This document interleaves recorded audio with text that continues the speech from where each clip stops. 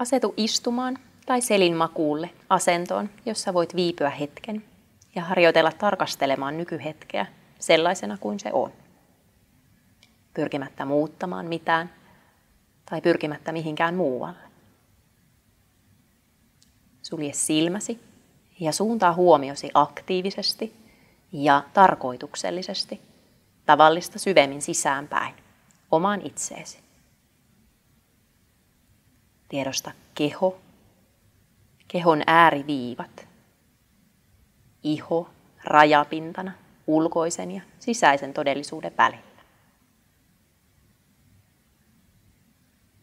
Voitko aistia vaatteiden kosketuksen iholla?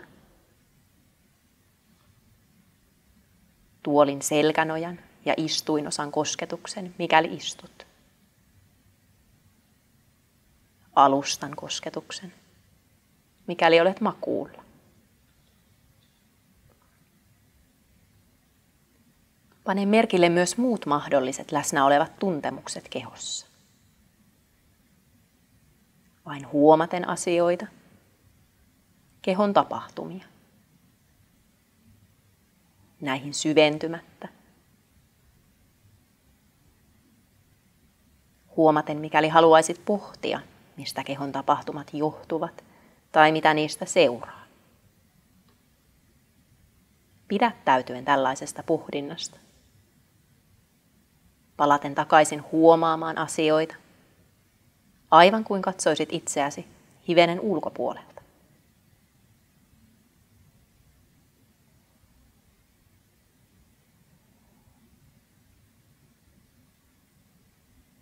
Seuraavaksi tiedosta, että hengität. Huomaa juuri tämä sisään- ja uloshengitys, joita parhaillaan hengität. Pane merkille, miltä hengitys tuntuu kehossa.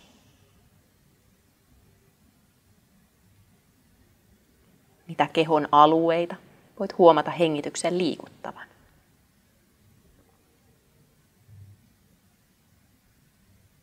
Salli hengityksen olla sellaista kuin se on.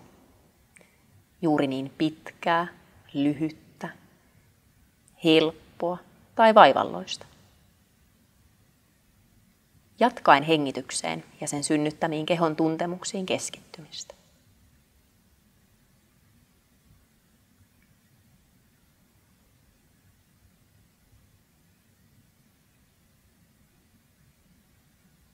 Ennemmin tai myöhemmin todennäköisesti huomaat, että mieli on vaeltanut johonkin toisaalle. Se ei ole merkki epäonnistumisesta, vaan tapahtuu vääjäämättä kaikille.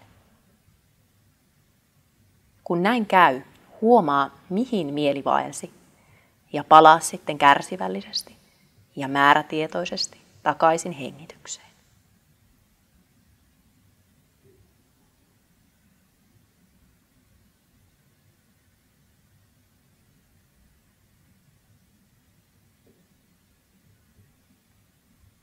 Hengityksestä vie huomio vielä kerran kehoon. Tiedosta juuri tällä hetkellä läsnä olevat tuntemukset kehossa.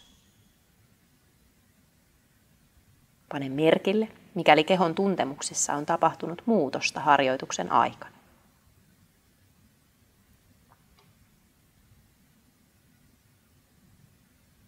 Vähitellen valmistaudu jättämään tämä harjoitus. Hiljaa mielessäsi kiitä vielä itseäsi ajasta, jonka otit tietoisuustaitojen harjoittamiselle. Lopuksi, kun tuntuu siltä, että olet valmis, rauta silmäsi auki.